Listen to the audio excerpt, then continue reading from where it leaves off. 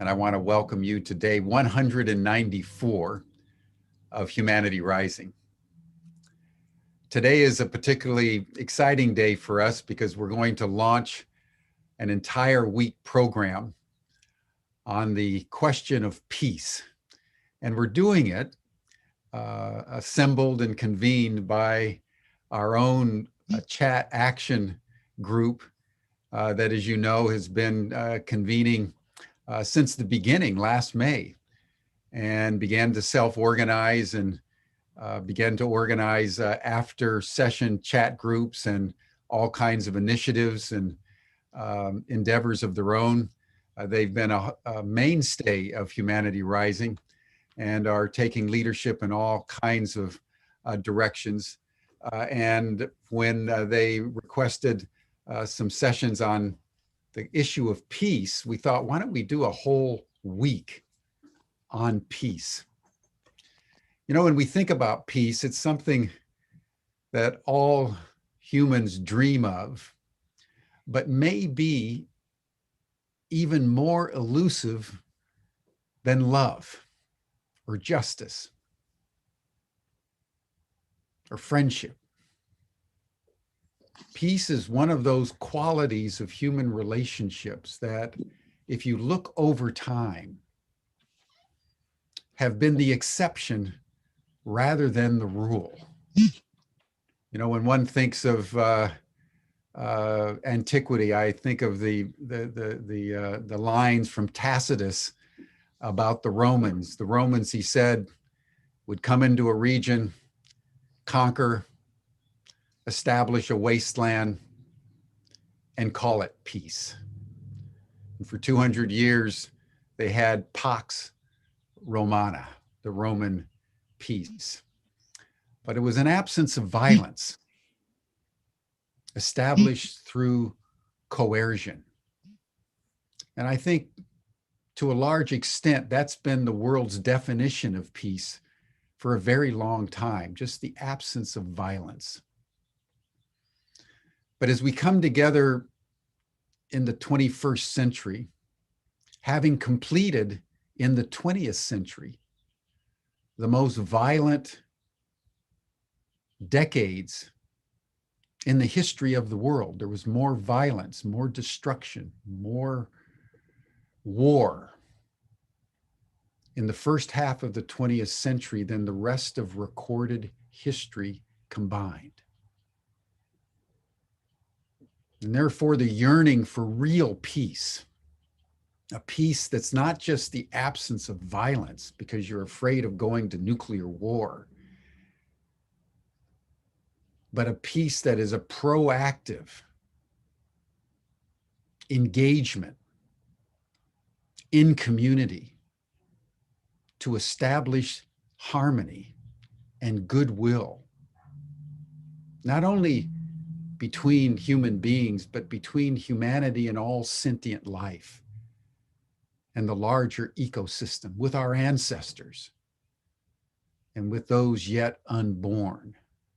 That's the meaning of peace that we want to explore this week. So I want to thank everyone who has joined us today, and with an open heart and a heart full of gratitude for the chat action group that has been so energetically wonderful over these past months. I want to turn the program now over to Diane Hardgrave, who will lead us in an opening meditation. Diane? Thank you, Jim. Akwe, my name is Diane. The watersheds of my birthplace are where the Hudson River, the Long Island Sound, and the Atlantic Ocean meet. I come to you as a descendant of the Shinnecock Nation, the people of the Rocky Shore. And I ask you to take a deep breath in as we call in the directions to set the tone for this day. We call in the East, the new dawn, the new day, the place of new beginnings, the place of the regeneration of ourselves, that exist in our bodies.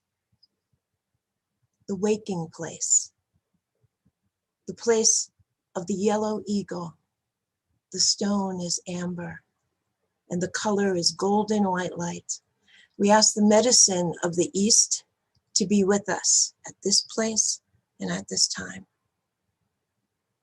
In turning to the South, we call in the South, the bright light that shines above us, the high noonday sun, the place of inhalation, taking in the breath, the place of summer, play, place of learning and growth, the flowering place. The color is red, orange, and the totem is wolf, and the stone is jasper. And we call in the medicine of the South to be with us at this time.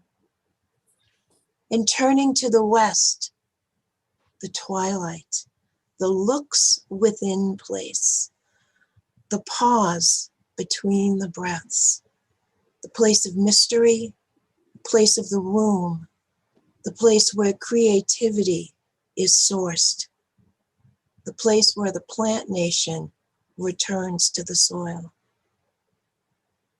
The color is indigo. The totem is bear, and the stone is onyx. We call in the medicine of the West to be with us at this time and at this place. And we call in the North, place of midnight, the star dance place. We call in the ancient ones, those that came before, whose very gift is the source of our DNA.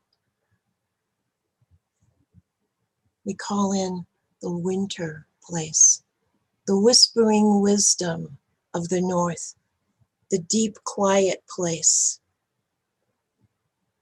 a place of exhalation, releasing the breath. The color is moonlight white, and the totem is buffalo, and the stone is quartz crystal. And we call in the medicine of the North to be with us at this time. And we call in Father Sky and Grandmother Moon, the Star Nation, the place of the dance of galaxies, the place of the winged ones, where the next breath and the breeze upon your face is born from the solar winds. We call in the medicine of Father Sky and ask him to be with us at this place and at this time. And we call in Mother Earth, whose sweet face we walk upon. Our mother, who witnessed the first steps of our humanity, every stumble and every dance. The one who holds the four-leggeds, the plant nation, and in her waters holds the winged and finned ones. Our mother that holds us and in that embrace provides for us all. And we call in the medicine of our mother to be with us at this time. And we call in the heart, the drum from which we all breathe and live, the place where we're all one, the looks with love place, the place of integrity, of inner knowing, the place of the sacred. And we call in the medicine of the heart to be with us at this time and at this place. Om Shanti Shalom. Nabat Mir Pache Yetehe Imani. Wa Nabat. Peace.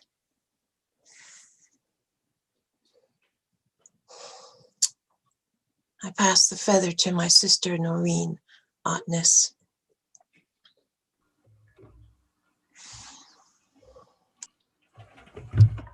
Cha Kade Dukza, Dakloidi Hatsatin, Nishkanishanai Hut, Zantkahini Hat. I come to you from Juneau, Alaska. 3 miles from the Mendenhall Glacier watershed that flows into the Gatineau Channel and out into the ocean. Oh, I will bring you in the song that was just written by a beautiful friend named Justin McDonald.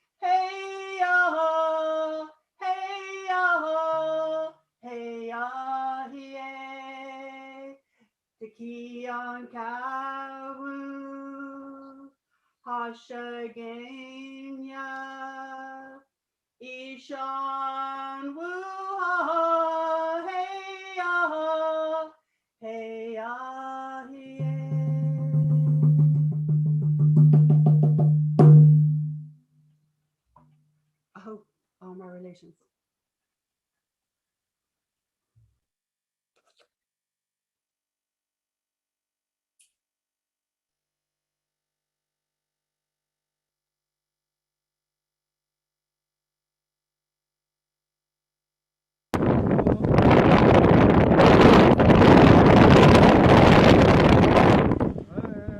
So they advised us that anybody who's up there is going to be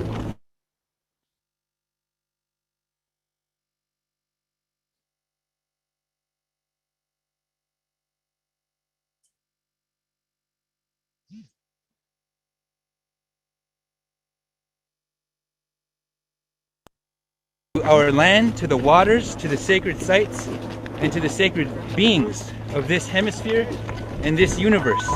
And for everybody up there who is showing by their sacrifice, by placing their bodies in harm's way, in a corporate state of violent oppression. That's what's happening right now at the confluence of the Cannonball and Missouri rivers. We have the focal point of the fight for the very soul of our countries and our hemisphere. It's going down right now for a people's right to clean drinking water, to make sure that their families and their children and their posterity have a way of life to derive from the true gifts of the powers of creation. Not only is water sacred, but water is the basis of all economic value the world over. If we don't stand up now, we lose. We lose the fight for the soul of this country. We let Trump tyranny prevail and continue to violate the constitutional rights of everybody to speak freely, to peaceably assemble outside of any prescribed free speech zones. We allow them to illegally search, seize, and surveil every citizen in this country. We have political prisoners like Edward Snowden, Chelsea Manning, Leonard Peltier, Mumia Abu Jamal, people who fled Asada Shakur in North Dakota. We have Red Fawn Fellis. We have 600 people who've been brutalized, who've had their rights violated by Morton County, by the North Dakota National Guard, by the North Dakota governor, by the North Dakota Republican-led legislature, and North Dakota media. We have a collusion to demonize, dehumanize, and continue to expropriate from the original caretakers and owners, superior sovereign title holders in this hemisphere. And this is time that we stand up. It's our turn now. So that's what's happening here today. People are willing to step forward. They're willing to get arrested. They're willing to say no more.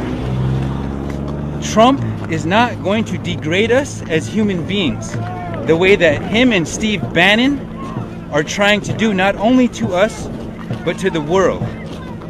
They are coming for all of our rights. It's not just the Mexicans, the people who also have an original claim, an original identity in this hemisphere, being declared an illegal human being, having a wall built between them and their families and their loved ones.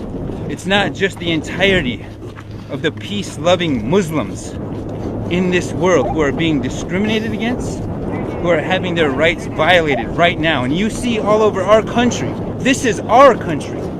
This isn't Trump's country. And we're gonna have to stand up in peace and dignity to face down our enemy, which is fear, division, and confusion, all of which the corporate state, the mass media, and the government of the United States perpetrates on our populations. But there are people who are woke, who are getting woke, and who are going to stay woke. And we still have warriors among us. And I'm proud and happy and dignified to stand in the light with our brothers and sisters, our Two-Spirit Nation, people who do not fit the demographic that Trump is seeking to protect and elevate, which is the well-capitalized Euro-hetero patriarchy.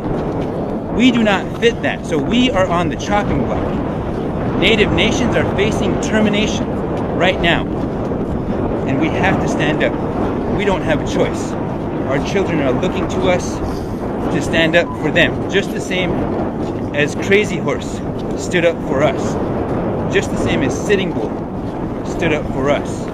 It's time for us to look within and seek that liberation.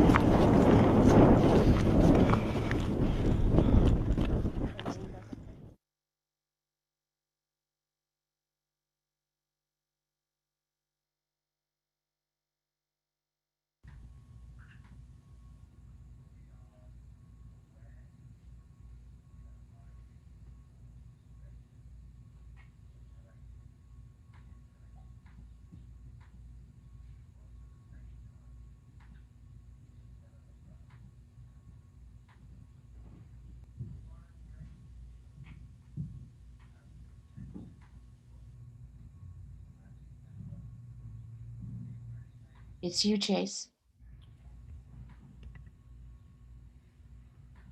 All right. So what Haumadakyapi Kola Yuhai Chichab. This is Chase Iron Eyes. Is very honored to join everybody here today. I don't remember what the format is kind of laid out for. So maybe if you want to enlighten me a little bit about what am I expected to talk here for 15 minutes, or No, you're going to just say who are you bringing into this conversation today, and what land are you currently coming from? Oh, I got you.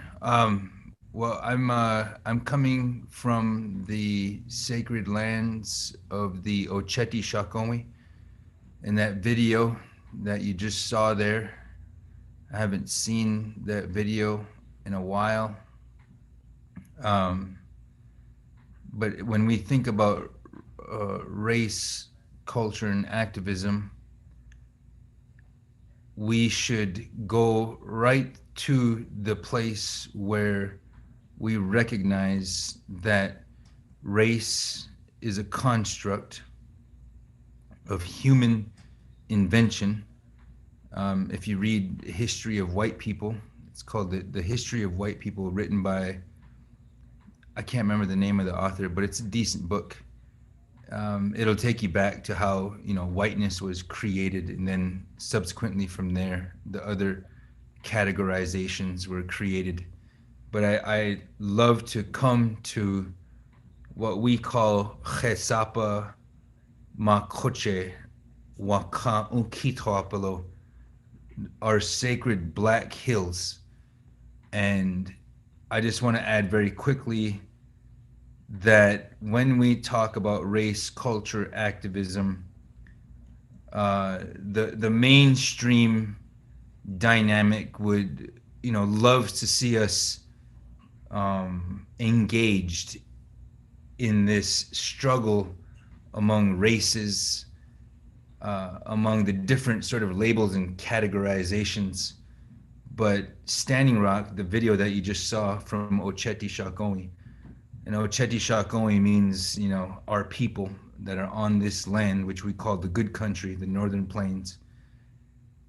You know, Mini Wichoni, water and sacred sites and the land back prophecy speak to a time of putting land back in indigenous hands so the world can begin to heal.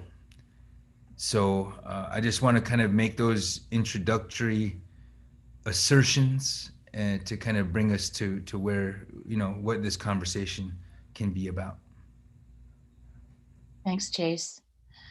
I'm Leslie. I go by the pronouns she and her.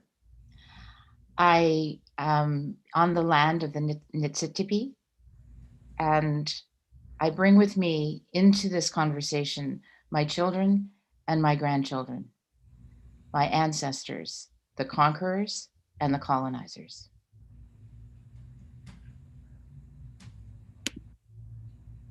Hello, everyone. Thank you for joining us. My name is Miriam Sherbib. I go by the pronouns she and her. And I live on the beautiful territories of Sklanam. I bring with me into this conversation all my heart that I share with my beloved and very brave younger brother who passed away 2.5 years ago, and all the amazing everyday life and unknown heroes who one day decided to speak against injustice. Thank you so much. Thank you, Miriam. I'm Marie. I go by the pronouns she and her. I bring with me to this conversation my sons, all the Black men who are in my family, my ancestors who have broken the bondage of slavery to create the present day life that I have today and to help me create the future for the next generation. Thank you. My name is Rebecca Irby. My pronouns are she, her. I was born on the land of the Lenape, and I am now on the land of the Ojibwa Ottawa. And I bring with me into this conversation my family, both chosen and given, my ancestors, and the legacy of the oppressor and the oppressed, the conquerors and the conquered. Thank you, Rebecca. And thank you for all of you joining us today and in a conversation that has been, in this case, weeks in evolution, decades for many of us in terms of what we bring, and centuries in terms of the ancestors that we're bringing. A few short weeks ago, the entire Peace Week got turned on its head when Kurt and I met with Rebecca. Rebecca brought to us mirrors that were so powerful that we had to stop and pay attention to what those mirrors were saying, what they were telling us. And what we discovered is that our white privilege is invisible to us in so many different ways. We think we know it, we think we understand it, and then we meet people who help us understand that we don't. And so our intention for this dialogue today is to hopefully become aware of our own filters and our biases that we, as those in white privilege, hold. That we understand the trauma that we are navigating through by the Indigenous in terms of cultural genocide, and by our Black community, our peoples who have lived through the bondage of slavery. We want to open the door to understanding what we mean by racism and by white privilege. And we want to, go beyond the platitudes that those of us with white privilege hold when we say, well, I got systemic privilege. No, I don't. I don't even can't rub two cents together. I don't understand that I have systemic privilege. We want to get beyond that. And we want to equip ourselves with having conversations just like the one that we're having right now, where we can go into those conversations, understanding how we enter, understanding how we sit inside those conversations, and understanding how we learn. That's our intention for this next little while together. And now I'm going to throw my feather. I'm going to pass my feather. I'm not going to throw it. I'm going to pass it to my wonderful co-host, Rebecca Irby. Thank you, Leslie. So in this next part, we are going to do some rapid fire. So panelists, I ask you, please hold these definitions. We're going to get into them. We're going to dig deep into them. But when I pass it to you, I'm just asking for the term off of the top of your head. And for those of us in the audience that you're feeling up to playing with us today, please also write the term in the chat. So the first term that we are going to define is racism. So I'm going to go in reverse order, and I would like to hear from, oh, I was last, but I'm not going to ask myself. So Marie, I'm going to throw it to you first. Your definition of racism. The definition of racism is a scarcity mindset that oppresses people who don't look like you through economic, education, health, and different systems that don't allow people to have the equity they deserve. Excellent. So I heard some personal and some systems in there. Excellent. We're going to dig into that. So next, I'm going to ask Miriam, what is your definition of racism? Well, Mary, you're putting me in a very difficult situation here, because that's the definition I give, is the scarcity mindset, that belief that for some people to win, some other people need to lose. And it's so deep. It's so deep. And for me, racism is just one, the major way we see it. We see the consequence of that belief. But this is the belief that is rooted in the creation of racism. And then when we'll talk about the other term we will define later, it's going to be very clear that this is just what is happening. So thank you, Mary, for bringing this scarcity mindset to the table. And also, I'm very careful when I use the word racism, because nowadays I'm very grateful that we are defining these terms, because nowadays racism is really misunderstood, and I want to get as far as possible from the individualistic definition of racism as possible, because if we get into that trap of racism is what racist people, a category of people commit, do, we do not understand racism, because this is not us. It will always be the other ones. So if we want to talk about racism, I would go, of course, there's examples, and I'm sure we'll go into examples of everyday racism, of acts of racism, of bigotry. But to really understand racism and its roots, we need to go to the system that creates it and reproduces it. And that's only when we go to the systemic level of racism that we can find solutions to get rid of it. Thank you. Exactly. Excellent. I love that everyone is bringing up systems, because that's actually where we're going to be playing today. We're going to be talking about the structures and the systems under which we live. So I'm going to throw it over to Chase now. What is your quick definition of racism? I'm going to say anything that's internalized oppression, internalized caste, the unwritten archetypal assumptions that we have, those who have created the concept of race and those who are on the oppressed side of those categories. I would like to include that in this definition.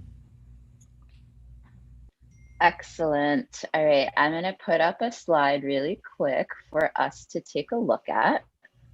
And I'm also going to put it in the chat for us, but I want us to just look at this slide really quick.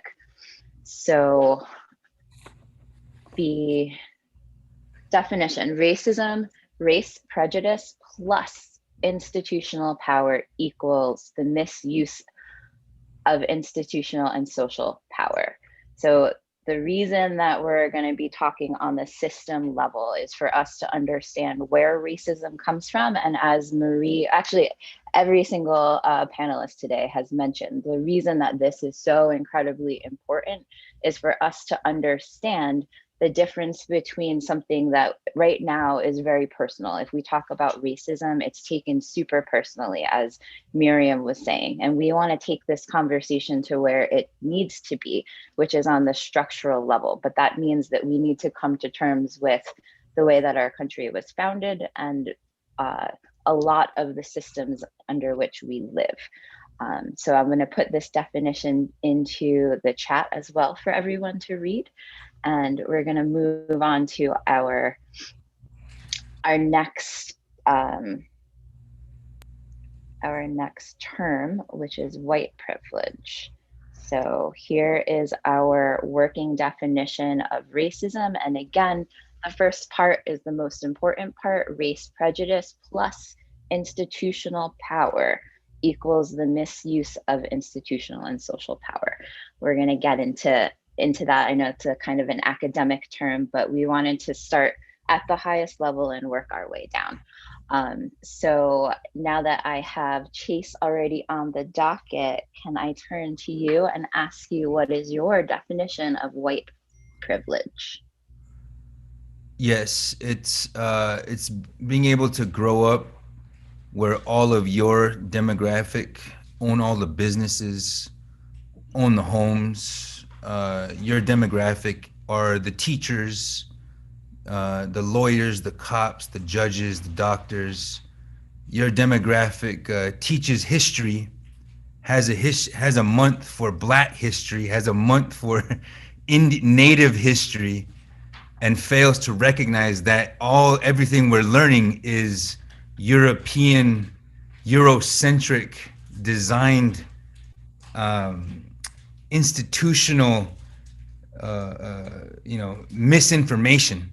We're all kind of ethnocentric in our ways, and European Americans are now beginning to kind of understand that they were colonized a long time ago, thousands of years before the European Americans stumbled onto our shores and began that process here of genocide and slavery and instituting things that come from the doctrine of discovery from European religious and legal traditions, practices that are designed to dehumanize and otherize the barbarians, the Saracens, the pagans. I mean, a lot of this stuff comes right from Rome, but we don't learn that history. So to me, white privilege is being able to go through life without having to ever assess my own position in the power dynamic compared to all the other demographics in this country. Wonderful. Thank you so much for that explanation, Chase. I've not heard it put that way, but I feel like I have an even deeper understanding. And I love that you brought up Black History Month and Indigenous Peoples Day and all of these different holidays, when in fact, I propose that is actually white history. And I propose that we do a White History Month to learn about all of the atrocities. And when we learn about American history, we start to celebrate the joy and resilience of Indigenous and Black folks here in the US, instead of saying that's Black History Month, because in my mind, that's more about what white people did to Black people. That's not our history.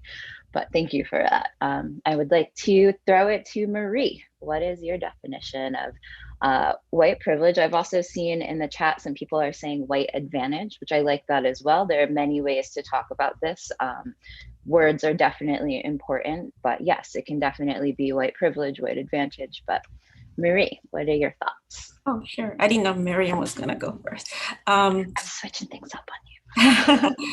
I would say my definition, I like the word fragility, because I feel that it's this,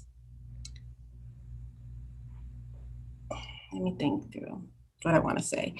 It's this fragility, I can't say the word, that makes someone blind to all the privileges that they are allowed, all the privileges that they have been granted, all the privileges that they have access to because of their race and skin color. And what it does also is that it minimizes the struggles and challenges that other people who do not have that privilege deal with. And it makes people think that it gives people an excuse to say that they're not something or someone because of their race or the color of their skin, but it also denies the fact that other people don't have that access. I think about just everyday things, like simple things that I have to strategize around and think about that someone else doesn't have to think about. Something simple as if I'm lost and I park my car in front of a house in a white neighborhood, I have to think, are they going to call the police on me because I'm there? That is, to be able to go freely wherever you go, that's a privilege. To be able to have access to networks, education, healthcare, to not have to think about and strategize, that's privilege. To have that freedom is privilege. And to also feel that you are entitled to it is privilege. Excellent. Thank you so much, Marie. And I really love how you personalized that and added some stories to really drive home the understanding. I think that's it's so beautiful when we can really share of ourselves. So thank you so much for sharing that personal antidote. And Miriam, if you could tell us your definition of white privilege or white advantage. Sure. Thank you, Chase and Marie. I really resonate with the blindness the lack of self-awareness and self-reflection that white privilege is giving. And yeah, I always thought that as a person of color, evolving in the world as a person of color, I was very aware of who I was and where I was in that society, and how the people saw me. And so for me, one of the way white privilege exists or manifests itself is through that just no need to be self-aware of who we are, where we stand in the power dynamic. I think Chase mentioned that, and that is so. That is something that is heavy when you have to do that constantly. Right. When you have to assess where you are in this situation and what's your power. And that's why in my work I invite people to really develop self-reflection, and not the common definition of self-reflection when people think they self-reflect a lot, but to really analyze, take the habit, practice looking at themselves through the lens of power dynamic and identity. This situation, who am I? When I talk with this person, where do I stand? What power do I hold? Those questions, I think minorities ask themselves all the time. We have to navigate the world. And so I invite everyone to practice this amazing habit, because there's no need to hurt ourselves with white privilege, white fragility, with racism, but we can get better. We can be better. We can beat the system by developing that self-awareness that so many other people have to do to survive the system and to navigate the system. That's my definition. I don't know. I don't even know if it was a definition, but what Chase and Mary said really inspired me. Thank you, guys. Yeah, that was beautiful, Marie. And actually, I'm going to come back to you. I want to put up the definition, our working definition. But yes, all of you have already encapsulated and even brought out even more than the definition that we are working with. But just so folks can see, we'll put this up really quick for you all. So privilege, unearned advantage granted to members of a group by prejudicial and powerful social, institutional, and cultural systems that allocate resources and designate value. So again, a little academic, but we're going to work with these terms now. So I'm also going to put this into the chat for us, this definition. And actually, Miriam, I would like to come to you first and ask, when we're talking about racism and white privilege, how does that affect your life, your livelihood, and the people that you brought into the room with you today? Thank you. When I said I'm bringing today my brother, we were born and grew up in France from two immigrants, North African Arab immigrant parents. I always thought that my brother and I were treated differently in France because of our gender. And I have actually come to realize that, and I thought that my brother, because he was a boy, an Arab boy, he was more subject to racism, to direct acts of bigotry, since he was really a little boy. And but I'm now realizing that we are actually, even me, the difference between he and I was that I internalized what the system wanted me to be. I needed to not grow my voice and not talk. That was what was expected from me. And the thing with my brother, as an Arab little boy, he was extremely lively. He was extremely active, and that it was something that caused him a lot of trouble and brought attention to him. So as a minority, you're accepted if you don't make any sound. And for me, the voice is really represents power. I'm also an educator. I teach children. And the one thing, if I had to say one thing that I try to do, is to give them a voice. And I very much felt that growing up as a minority, I did not have a voice. I did not know how to grow my voice. And it took me about 20 years to do that. And one concrete example that I can bring here is that I grew up surrounded by a lot of white folks, white kids, wealthy when I was not wealthy. So there's also the intersection of race and class at play here. But growing up, my friends, my very good friends, will make a lot of racist jokes about Arab people. And I always knew, I always had that inner voice to tell me that that was not right, that was not okay. But growing up in this system where we have to be polite and also you have to fit, it took me so many years to be able to say something. And I have to say that the first time I actually said something was just a couple of years ago when I had my daughter, and someone, a friend, a childhood friend of mine, made one of these jokes about her. And my inner voice did not get silenced on that one.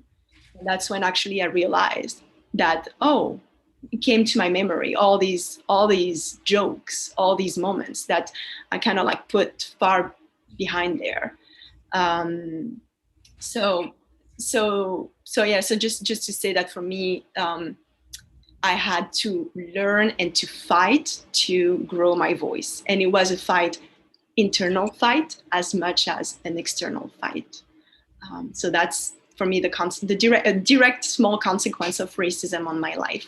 So an everyday battle to grow my voice. Thank you. Thank you so much for sharing that, Miriam. So beautiful. And yeah, someone just put in what a voice, and so true. You have so much to share. So I'm so grateful to the universe that you found your voice and are now sharing it with all of us. That brings me to Chase. I wanted to ask you the same question for yourself. How has racism and white privilege, how does it affect your life and your livelihood, but also those who you brought into the room with you today? It affects it in a lot of ways. We live in a very kind of a place that is not has not been forced to socially or politically evolve. You know, the Northern Plains don't necessarily represent those ideals that we kind of teach ourselves that these founding fathers of this country set out. You know, that it says all men are created equal, and that's a very important item to not forget, that these are white males, slave-owning, genocidal maniac white males who are design back then what our economic and political realities are now, oppressing and subjugating women the same way that particular demographic oppresses and subjugates all of those that it has otherized over time. But I honestly, I didn't see myself as differently. When I went to college, that was kind of my first experience where you have to put yourself outside of the surroundings, the dominant culture that you were raised in, because I was raised on the reservation. But every time we go to the border towns where all the quote unquote white people live, I remember my mom saying, buckle up your seatbelt.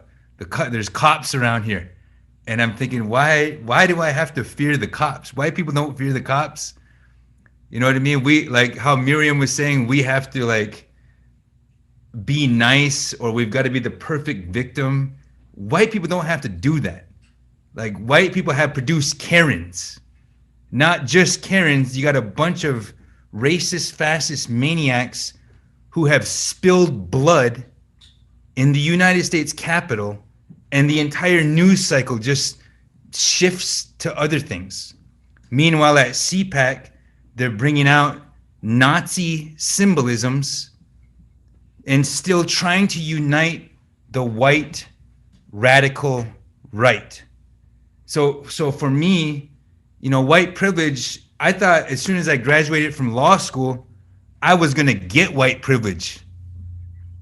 You know what I mean? Like, I honestly thought that, okay, I've achieved this modicum of success in the Western world. Now, where's my white privilege? I did this just as good as anybody else or better. I want what's mine now. And so I try to raise our kids completely cognizant of the world that we've inherited, but it's also a completely changing dynamic. Like what Trump and Bannon and Steve Miller and Corey Lewandowski, what they represent is a radical minority fringed. They're a well capitalized and well armed minority fringe that is trying to exploit the fear of all white people, trying to exploit that internalized fear that white people have grown up with.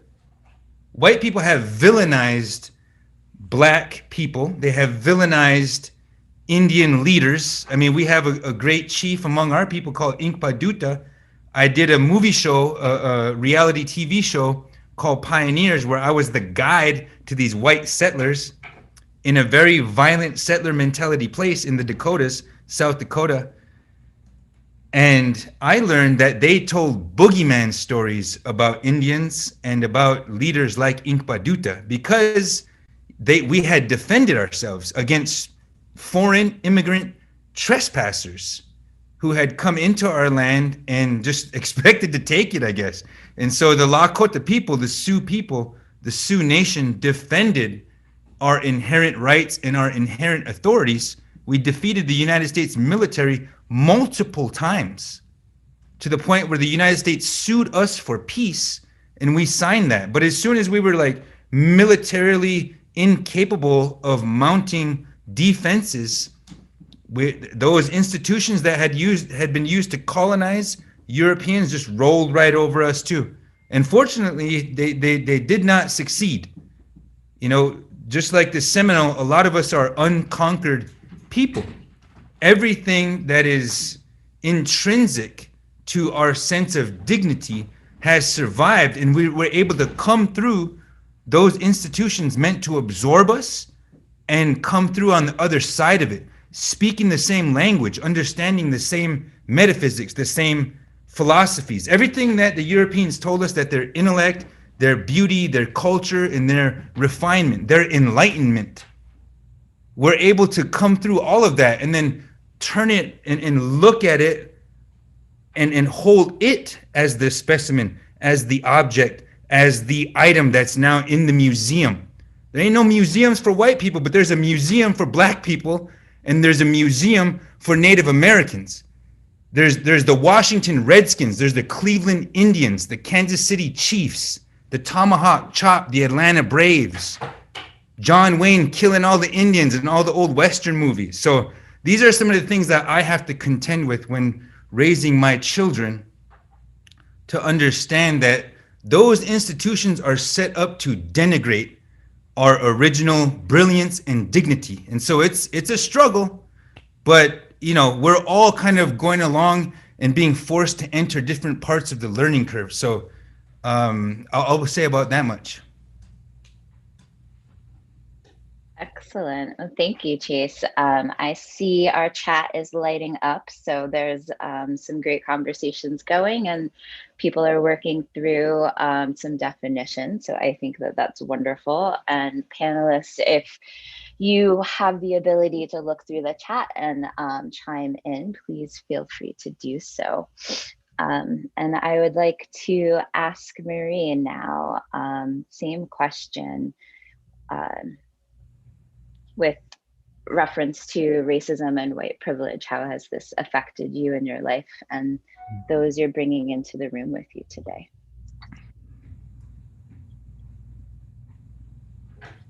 I wanted to take a moment to think about my response. I've been reading some of the comments and how racism shows up in my life is showing up in some of the comments, which is when we speak of our experience, which is personal, there is always this quickness, this to defend and say not all white people, or I've had to deal with that too, instead of saying, I hear you, I see you, I'm sorry that happened to you. I think when we share our personal experiences, we're not saying, you did this to me.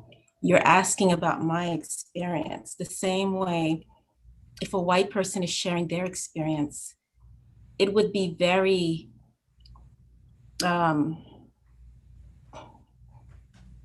it would be hypocritical of me to say, well, that's not what we're talking about. We're talking about personal experiences. And for me, how it's shown up is this way of silencing my experience, this way of silencing my Blackness, this way of silencing anything that's happened to me that makes other people feel uncomfortable. So I've had to deal with that all my life. And I have to say, I'm so grateful to have a mother who is still so adamant about saying, if I'm in the same space as white people, I have the right to be in that space, and don't let anyone tell me I don't. She's always given me that. And as a mother, I have to realize how I have to help two Black young men navigate this world that stops seeing them as cute once they turn a certain age. When they're below 10, they're cute and harmless. The minute they become young men, the story changes. So I've had to learn how to help them navigate their brownness, but also not let it affect their confidence and their ability to succeed in this world. So when we speak of our experiences, and people say, I'm liberal, I'm not racist. The moment you take away my experience, the moment you try to say my experience is not that bad, you do the same thing, the same type of oppression, because it is my experience. And you do not have the right to tell me my experience is like yours, because that's not the conversation. And the same way you would want empathy and compassion for me if you were telling me a story about something that happened to you. That's the same type of compassion that we're looking for. So I want to be mindful of this idea of it's not that bad, or that's happened to me too, or you should be. We know this. We've been doing this all our lives.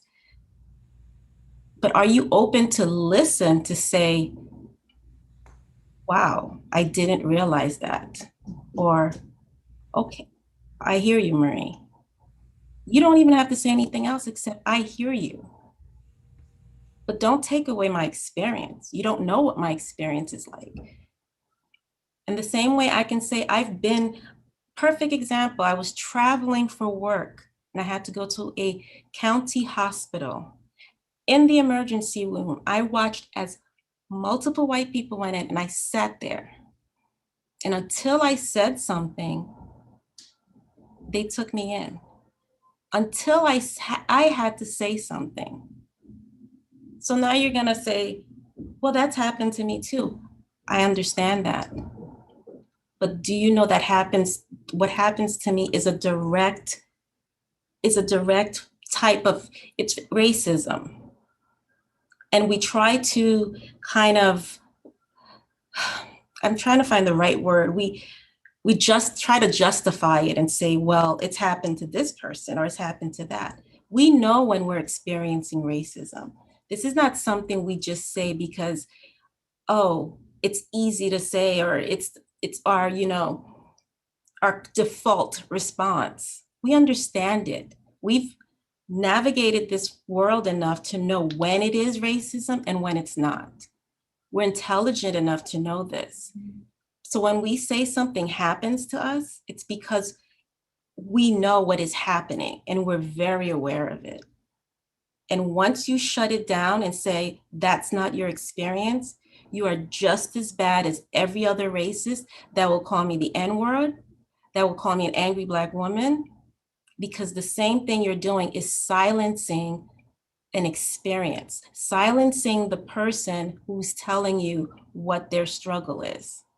And I've been seeing it in the chat where it's, oh, I've had to put a seatbelt on. Yes, but Chase was his experience and how he felt as a child when his mother said that.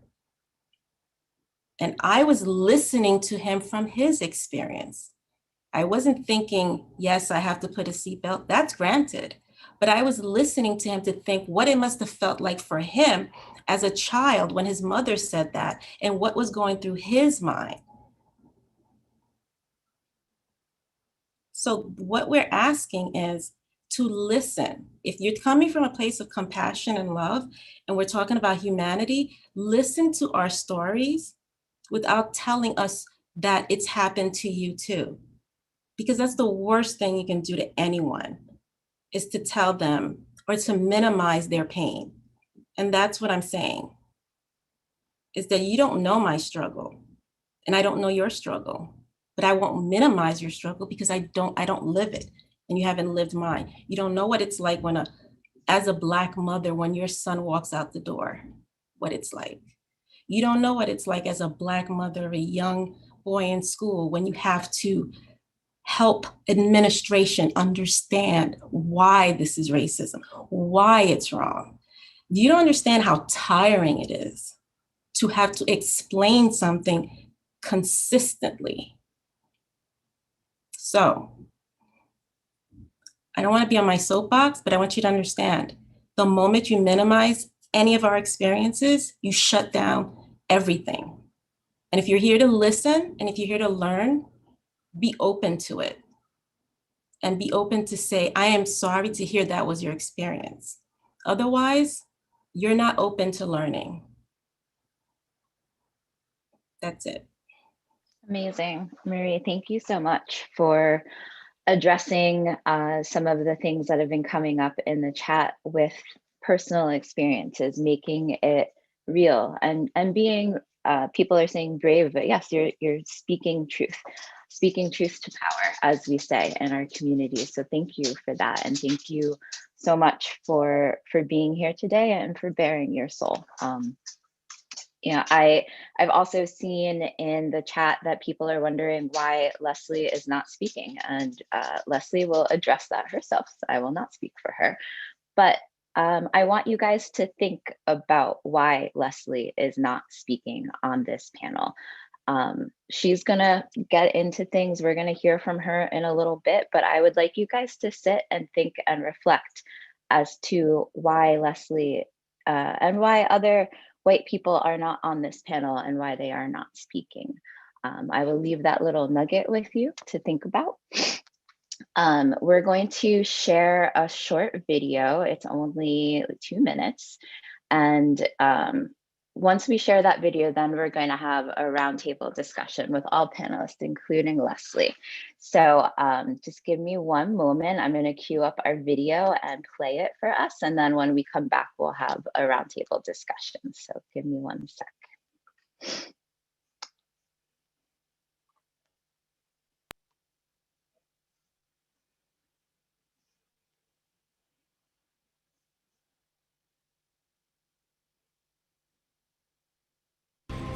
Let me explain to you something about economics in America.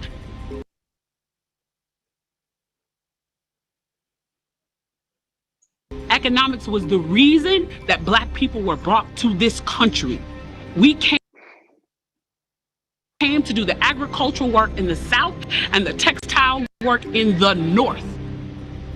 If I decided that I wanted to play Monopoly with you, and for 400 rounds, I didn't allow you to have any money, I didn't allow you to have anything on the board, I didn't allow for you to have anything, you don't get to play at all. Not only do you not get to play, you have to play on the behalf of the person that you're playing against. You have to play and make money and earn wealth for them, and then you have to turn it over to them.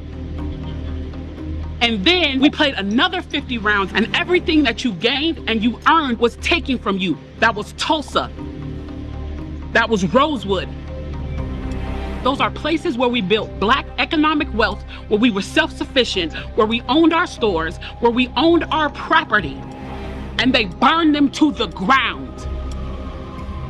So if I played 400 rounds of Monopoly with you and I had to play and give you every dime that I made, and then for 50 years, every time that I played, if you didn't like what I did, you got to burn it, how can you win?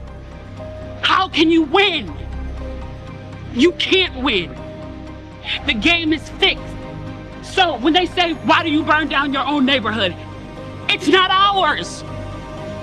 We don't own anything. We don't own anything. There's a social contract that we all have, that if you steal or if I steal, then the person who is the authority comes in and they fix the situation. But the person who fixes the situation is killing us. So the social contract is broken. You broke the contract when you killed us in the streets. You broke the contract when for 400 years we played your game and built your wealth. You broke the contract when we built our wealth again on our own, by our bootstraps in Tulsa, and you dropped bombs on us. When we built it in Rosewood and you came in and you slaughtered us. You broke the contract.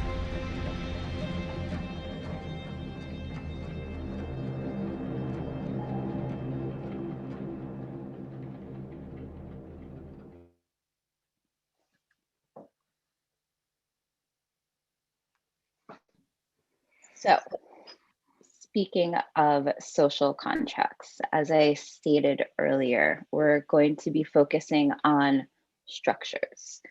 And the reason that this is so incredibly important, and the reason we chose to show this video, I'm sorry, it gets me a little emotional, it's because I think that there is a very, very deep lack of understanding when we talk about the structural and the systemic racism that is alive and well in this country and where that structure comes from. Chase talked about it a bit earlier, and now I want to open the floor up to our panelists to react to what we just saw and talk about the systemic nature of what we're talking about today with privilege and with racism. So I will leave it open to whomever is feeling moved to speak first.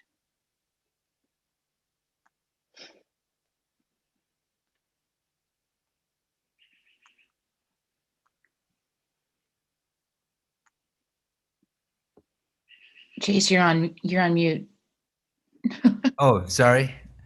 I got my daughter in the room here with me, and so she just kind of took over my attention for a time frame. Oh. There. Did you ask a question, Rebecca? I was asking the group, so for yourself, Miriam, let me, Leslie, yeah. Okay. So if you wanted to jump in and I heard that part. Let me just say that I didn't catch anything that was happening in the comments. Obviously, and nobody should feel attacked. In fact, the fact that we're being completely truthful and critical and delivering what we really think, what we really feel, that should be a testament to anybody who's on the call who identifies as white, that we trust you on that level to tell you straight up. It's like somebody who loves you will tell you that you got a booger hanging out of your nose. You know what I mean? Like that's what this is. It's and you probably didn't mean to sound like you were being defensive or well, not all white people. Just for this conversation, these take effort. These take people to be here in the moment and to just listen, like Marie was saying. And I just want to say thank you for that, because these are not easy truths to deal with because they're not taught to us. They don't teach us our accurate histories. They don't teach us any of what really happens in this country. We're presented with a dynamic where white people are the heroes. White people are the saviors. Y'all get to be the pioneers, the harbingers, the settlers that tamed the Wild West. You know what I mean? That was in control of these barbarian Indian savages. You know what I mean? You get to be the standards of the beauty. By all standards by which we judge ourselves are Eurocentric in nature. And so, you know, I just want you to recognize that these are not easy conversations to have, but I appreciate that you're willing to have them, because that means that we're all growing. We all drink water. We all have the need for mini wichoni. We all have the need for sunlight. We all have the need for healthy ecosystems. We all bleed the same blood, you know, and we're trying to graduate from and liberate from those categories that we were born into, but more importantly, those categories that were assigned to us. So I just want to thank you for showing up. Thank you, Chase. Can I speak, Rebecca, to this? Thank you. Please. You always inspire me to add and you know, I grew up in France, as I said, and I watched Western movies when I was a kid, and so people forget that the movies produced in the US just go everywhere. It's everywhere. So without even, like, I had never seen a native growing up, and I already had the white lens through which to have those stereotypes of natives. And in France, though, growing up, we were watching these movies, but in our games, we were the Indians. That was more that. But Baldwin talks about that, right? As a minority, you get to go for the settlers, to go for the cowboys, when actually one day you wake up and you realize that no, you are the Indian, you are the native, you are the oppressed. So you're heroes. That's where it gets into your head, right? That's where it gets internalized. Your heroes in real life are the ones who are hurting you and your people. And the worst thing, I talk a lot about that when I have workshops. I say, I took all the implicit biases tests that there are, and I have those biases. I have them all, especially against my own people. And why is that? It's not a question of identity. It's not a question of color. It's where you grew up. It's what you watched. It's what people around you told you. As Chase said, I went to white schools. I had white teachers. I learned the history of France. Well, the colonization of my country was just 2 lines in a book, right? And the big story was the European story. And we had a segment on the other side of the Muslim empire and how that grew. But that was like the other stuff, totally dehumanized. Like there was no hero, no, like there were like a couple of dates, that's all. But of course I have the white frame. Of course I see the world through that. So the question, because I want to stay positive and I want to help people get out of this. How do I get out of this? And how do people get out of this? How do people get out of a system that at the individual level, we cannot control? That is the question. How do we do that? How do we trigger the system? I don't know if anyone has answers, but I would love to hear the chat. I would love to hear any of my co-panelists on that, because it's really what I'm excited about. how do we trick the system? Well, actually, Miriam, I have a question for you. I really resonate deeply with your 5 habits, and I was wondering if you could share those with us now, as I think it's a really beautiful answer to the question you just posed. So sorry to put you on the spot, and you're being very, very humble, but I think your 5 habits are an amazing way for us to do just that. Okay, let me see. This is, yes, so I have something called the 5 habits of speaking justice. And I created these habits for my elementary and preschool students as a way to just answer the simple question, how do we use our voice in difficult situations? And I was obviously thinking about racism. How do I teach my students, and how do I teach myself fundamental skills? We're not talking about content. I've been teaching content on anti-racism for years, and I think content is extremely important, right? I just talked about that. My history was not taught to me. It's really important. Content is important. But what are the foundational skills people need, my kids, my students need, in order to make sure that if something is happening, if an injustice is happening in front of them, they will know how to use their voice. And they will do that the best way possible for themselves, knowing that each of us, the way we act, the way we use our voice is going to be different. So honoring this difference. And I came up with 5 habits. And the first one, as you can see, is growing and controlling our voice. So I think I mentioned that in the past, that earlier, that in the past I did not have a voice. I felt like I couldn't use my voice. If you're feeling up to it, I also thought of a challenge for you. And controlling our voice for my children, it's often, how do you, like the question is like, how do you advocate for yourself in a way that other people are gonna be more willing to help you kind of meet your needs. So that's the first habit, growing, controlling our voice. The second one is holding space for other voices. And so that's being aware, and holding space means listening, exactly what Mary was talking about, active, real listening, not trying to fix, but listening, being present for the for the people around you. So voices around you, and really holding space for their experience, their needs, their feelings. The third habit is self-reflecting on the power of our voice. No, that's when we talk about privilege, identity, race, class, gender, sexual orientation.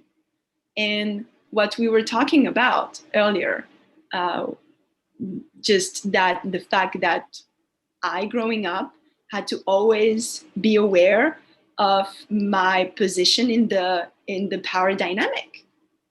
How much power I held there was very obvious to me. And one of the way white privilege, I think, manifests itself is that people do not need to be aware of that. So putting that at the center, for me, that habit 3 is foundational. We need to, if there's one thing we need to learn how to do better, is to be aware of our position, of our identity, and how much power we hold in different situations. Habit 4 is including the unheard voices. It's not enough to just be aware of the voices around you. My mentor, an amazing friend, Tom Harris, teacher, always asks, whose point of view is not represented here? Whose voice is missing here? Each time we watch a movie, we read a story. Each time there's a conflict, whose point of view is not represented here? And that question just changed my life. Just asking this question on an everyday basis as a habit. That's why I call these the habits, because they have to be practiced on and the everyday basis totally changed the way I see the world. And finally, don't want to take too much time, knowing how best we can use our voice that is going to be different than other voices for justice. And this, for my students, is a kind of learning about ourselves and learning what I call our superpowers. How do we excel? How do we naturally express the beauty of our humanity? And knowing that and having confidence in that is going to help us inform in a difficult situation, in a situation of injustice, how we want to show up, how we want to contribute. And maybe it's going to be just by holding space for the other voice, for the friend who just experienced a racist situation, right? Maybe it's going to take your phone to record an injustice in the street. Maybe it's going to be to talk with your family member that you know is confused about the definition of racism, right? Maybe it's different, but you're going to know by knowing about yourself, developing the other habits, the self-reflection, especially on who you are, what you can do. Thank you. So beautiful, Miriam. Thank you so much for sharing your 5 habits with us. We put the information on how to get more info on that in the chat, and it'll also be on the website. So I want to call Marie into the conversation. We haven't heard from you yet. Not to put you on the spot, but do you have any reflections or anything else that you'd like to share in this section? You know, thinking back to that video about broken contracts and how these contracts continue to be broken, and how we, it's like this cycle of broken contracts, defending ourselves, and then people feeling attacked. So it feels like it's never ending, and it feels like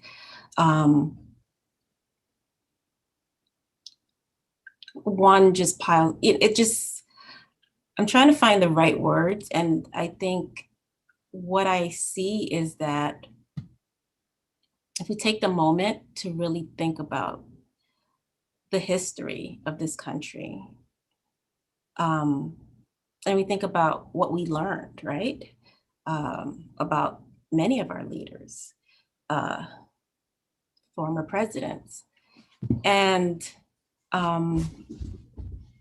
what is thought and what is the truth, and how that impacts or affects others who this is a traumatic part of their history. It's a traumatic part of their family legacy, right? So when we, you know, there's a big, my son was in school and there was like Columbus Day, not wanting to celebrate that and not understanding why. And again, it comes back to listening with empathy and listening and paying attention and really looking at the history, not for what you want to see it as, but for the truth. I mean, things that happen in Tulsa, Oklahoma, these are truths. And a lot of people don't want to face the truth. And no one's saying that this implies that this is who you are today and this implies that you're bad. We're just saying it's history. And it's part of all our history who are here in the United States. And for some, there's this sense of this, our family's greatness or our family's legacy or is going to be tainted. But it's the truth. And I think that's what makes it so difficult, is that sometimes people don't want to face the truth and say, yes, this happened, and yes, it was bad. You know, it's, I remember when the inauguration, before the inauguration, President Biden said that this is not who we are. And the first thought that came to me was, isn't it though? I remember how people were so shocked on January 6th. And I remember sitting there thinking, weren't we saying this all along? And no one listened. Yeah. And so I think sometimes it's because we want to see and we want to believe what we want to believe. And I'm not saying, again, it's not me saying that means that a person is bad for believing. We do what we need to survive. We do what we need to feel safe and comfortable. But if you're ready to step out of that comfort and see the truth, then you have to listen to what's happened and what continues to happen and how to be mindful of that. You know? Yes, so true. Let's be honest. Let's just be honest that this is the truth, and that as much as we want to say things are better, are they though? I mean, I'm in the tech space. I can tell you how AI is affecting Black and brown people. And I can tell you how, if we keep going in that direction, how much more dangerous it is for Black and brown people. Because now we have new tools that were built under a racist mindset and frame. So there is implicit racism built into those new tools. Exactly. Yeah, thank you so much for that, Marie. Always such deep reflections after listening to you.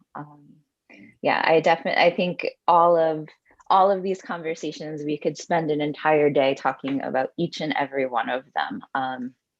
Unfortunately, we are getting towards the end of our program. We do have an after chat that we invite you guys to come to. We have a little bit longer today, so I want to finish up by, let's see. We've got 2 more definitions, and I want to throw up these definitions really quick. And then I want to move us into a discussion about why am I bringing up this? So an ally and a co-conspirator or an accomplice. So an ally, while an ally is willing to stand in support, there's often not a lot of risk involved, okay? So that is ally.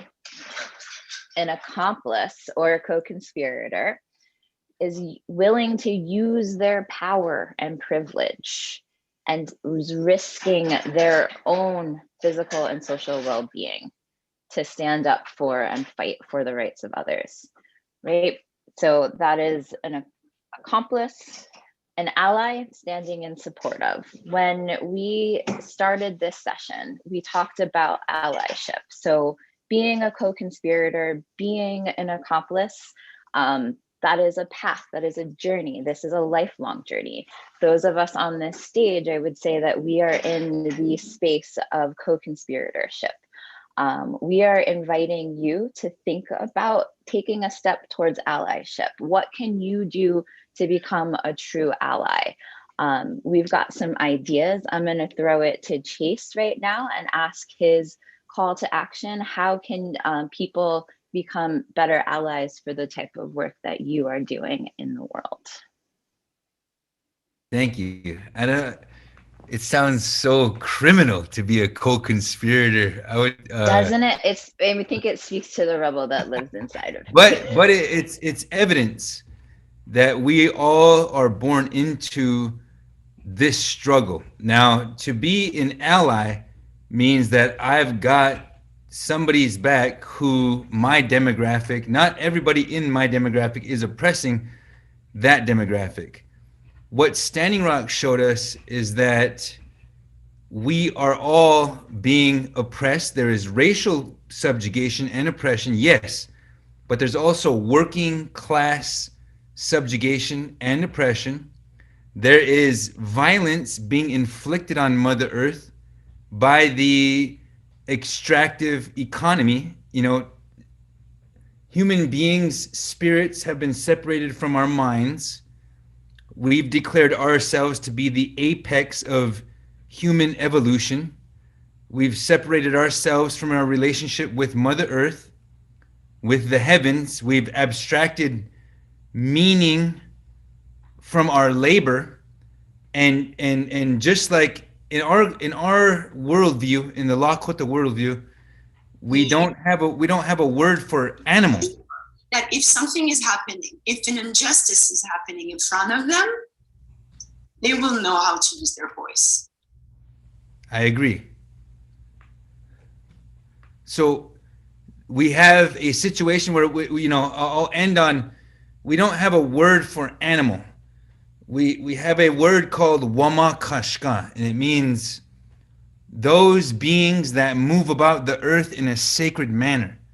But we, the two-legged beings, are part of that group of beings that move about the earth in a sacred manner. So we don't stratify creation in that manner. That's something that we've learned to do. I would say begin to deconstruct the self, the ego, and recognize our colonial process that we're all undergoing, and see that we were once all indigenous, and try to be truthful about it. These are not easy conversations to have, even with yourself at 3 a.m.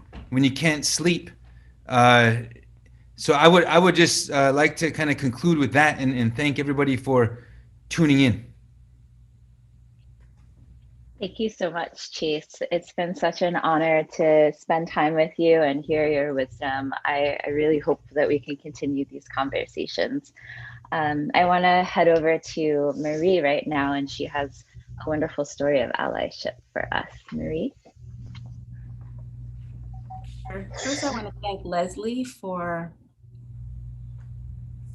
sitting in silence and listening and being an ally in sharing the space.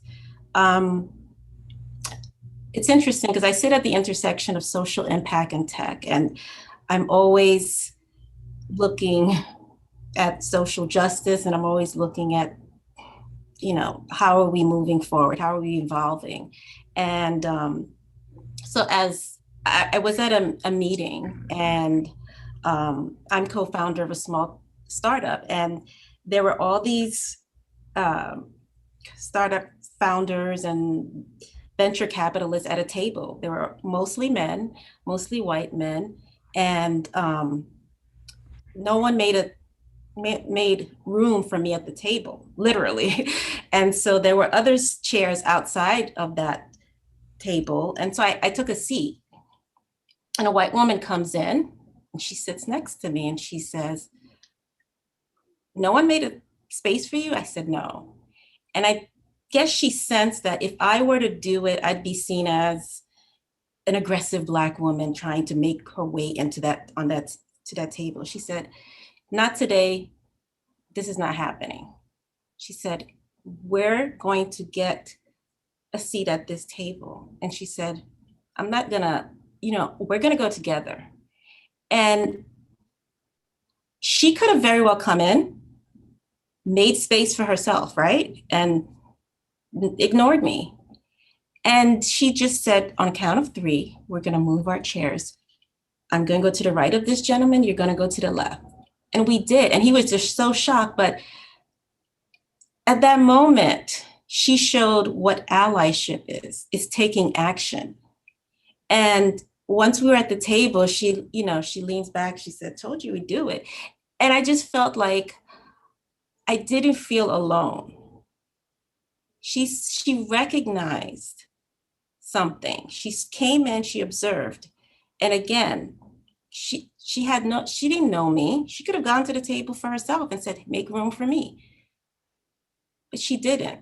She sat next to me and recognized that in order for her to take a seat at the table, I needed to take a seat at the table. And I love to share that story because it reflects of what that means to be an ally. You don't have to know a person, but once you see an injustice, you do something about it. And it wasn't like she did something where it was aggressive. It was from such a place of compassion. It was from such a place of understanding that she turned my experience around. She turned the experience from me feeling left out to me feeling like I had something to contribute, that I was valued. Because before that, I did not feel valued. And I didn't feel comfortable making my way to the table. And I know a lot of times we're said, we have to get a seat at the table. It's easier said than done.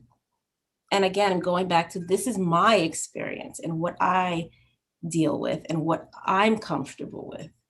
And that helped me. That really helped me to be more bold throughout the day, to speak more, to speak up, to really be proud of myself, of the work that I'm doing, and to really feel valuable that I can do this. So sometimes just a small act of kindness can do so much for someone. That small act of allyship did so much for me, because otherwise I would have left that conference and not felt like I was worthy to be there, even though I know I was.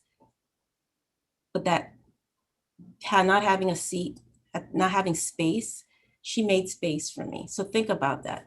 You're making space, you're taking action, and you're showing kindness in a way that empowers the other person without taking credit or being a savior. She wasn't trying to be my savior. She didn't think I needed saving. What she realized is that I needed someone to be a co-conspirator to help me get to that table. She wasn't saving me at all, and she wasn't making herself look good. She was just saying, we'll do this together so you're not alone doing this.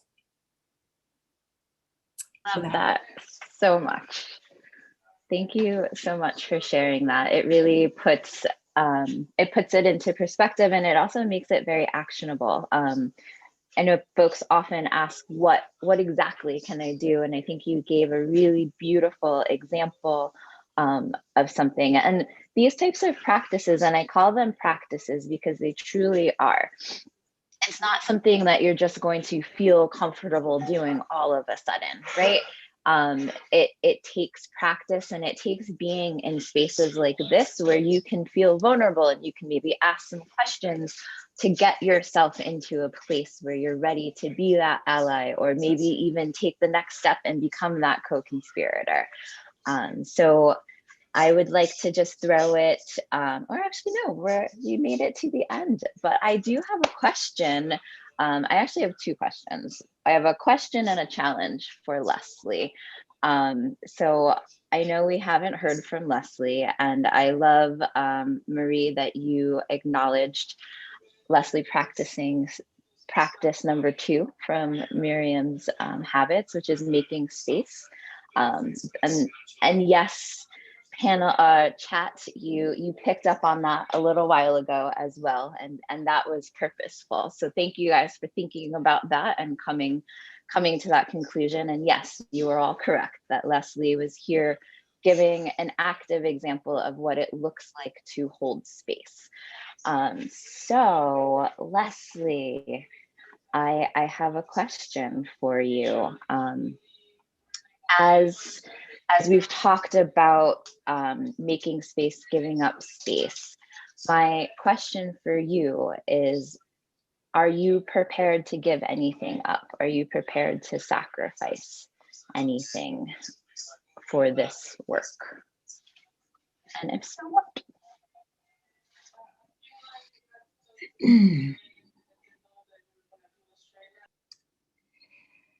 You know, having been known for my voice and known for my presence, listening is something that I practice because I always want to learn. Listening with a realization that understanding what we're talking about today is going to take a lot of self-reflection, a lot of appreciation of what this conversation holds for me. I can only speak to me. I sacrifice my voice. I sacrifice my voice when listening. And I think that often we think that we need to listen for the purpose of saying something about what we're listening to. And as we interject with what we think we're supposed to say when we're listening, we stop the flow of what's happening. And I wish to sacrifice that requirement of me that I have placed on me for all my life. I sacrifice the tenure of my skin. And I say that in terms of the tenure of it. I have fought for women's rights since I was 16. I understand what being marginalized means as a woman. I understand that I was the only woman in the room for 25 years. I understand that there's no such thing as a glass ceiling. It's real. And yet, I was a white woman in that situation. And that's different than any of the voices here today. So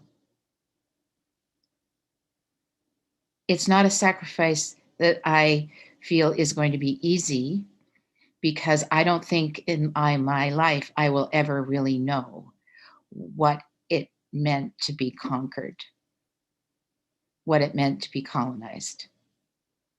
I seek to understand. I seek to appreciate. I seek to go deeper in what that actually means. And I share with all of us on this screen who have children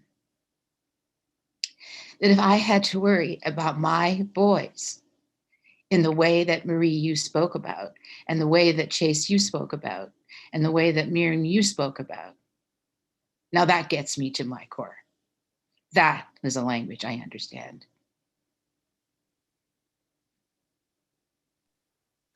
So beautiful. Thank you. Thank you for sharing that, Leslie. In our chat, we have some folks asking why we're using the word sacrifice.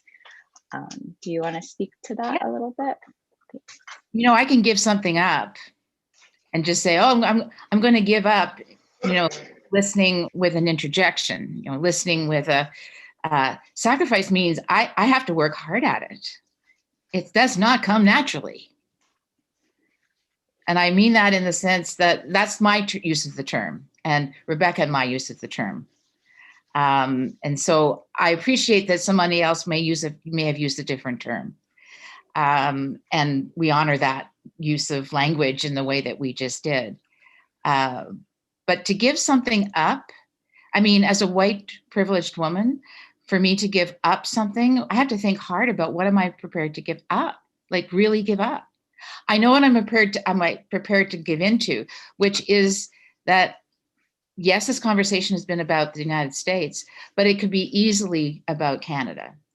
And we live in a nation where our First Nations are living on reserves that have no access to good water, where they're under a boil water and don't even think that they're going to have to, that's going to happen until 2025.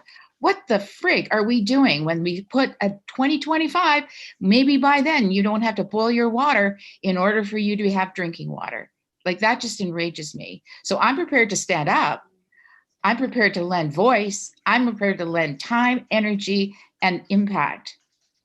But you know what? Having had this experience, I will carry my voice differently. I will lend it in a different way. And I will listen from a different place. So beautiful. Thank you so much for sharing that, Leslie. And I do have one challenge for you if you're feeling up to it, since we were talking about sacrifices and what we're going to be doing. So let me know if you're feeling up for. It's just a Peace Week challenge. So you can. Okay, Peace Week challenge, and then we're going to close with our beautiful grandmother. So give me the Peace Week challenge, girl. All right. So my challenge for you, Leslie, is that as we started this with race, because you found it to be so incredibly important, throughout the rest of the week, Chase, Miriam, Marie, and myself will not be with you, but I ask that you take with you this conversation about race, and that you find the intersection and you find a way to bring back every single intersection that's coming up, how it reflects to race and why this was so important to start with. So I know each day has its own theme, but I would love to see and challenge you to be super intersectional, and see if you can make that connection with your voice, like make it overtly for the rest of the week. Taken. Thank you. So I want to thank each and every one, Rebecca, my beautiful co-host, how wonderful this has been to navigate these conversational waves. And for Chase, thank you. Miriam, thank you. Thank you. Marie, thank you. Rebecca, thank you. We're going to move to our beautiful grandmother, Anahata. And and when Anahata finishes, Kurt and I will just do a quick wrap up of that will lead us into the week, Peace Week. Aloha. Aloha, everyone. Coming to you from the volcano on the island of Hawaii, home of Pele, goddess of the volcano. Coming to you with the words, Ua mau, ke ea o ka aina I ka pono. Ua mau, ke ea o ka aina I ka pono. This land is perpetuated in the spirit of pono. When we come together and we connect, Oh, closing the direction. Oh, all the animals, all the beings, all the creatures, all the levels of nature. We are honored to be together in this circle of nature. All the elements, the earth, the waters, the fire, and the air beings. Oh, Matakea Hasen, oh, Matakea Hasen, aloha. We come and we go and we bring, we speak in our hearts, we return to aloha, aloha, aloha, aloha. Namaste, Om Takia Sinam, Tat Sat, Tat Sat, Tat Sat. We see you as whole, we are in our hearts with aloha, oh, oh, oh, oh, oh, Takia Sin. Ua mau ke ea o ka aina I ka pono.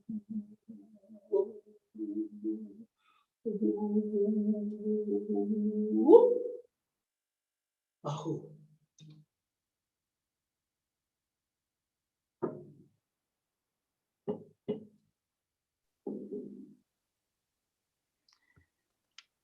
Grandmother Anahata, thank you. Deep gratitude. We have just put the link up for the chat, and this is just for us. Jim had to leave. But he has held us in his heart as he moved on and will be back with us tomorrow.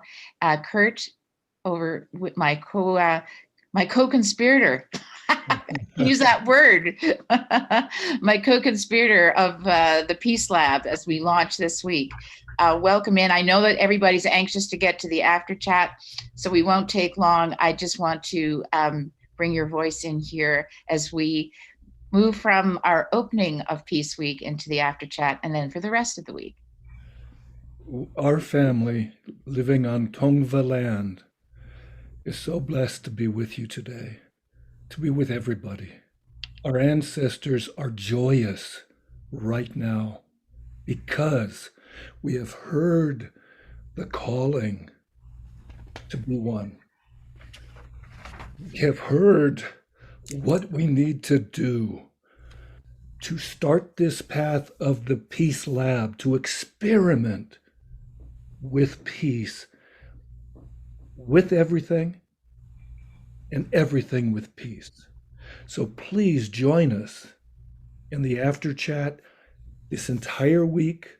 We get to chat with the people who are panelists. We get to be able to have breakout rooms. We get to be able to evolve even better, to bring the new reality alive, like we're butterflies bursting forth from the cocoon. I'm so blessed. Thank you so much. And I'll see you in the after chat. Thank you, one and all. And see you in the after chat. And tomorrow we'll be coming into the intersection of trauma, compassion, and a value economy. Stay tuned. It's going to be interesting. Thank you so much, each and every one. You are magnificent. Omatakweasan, all our relations.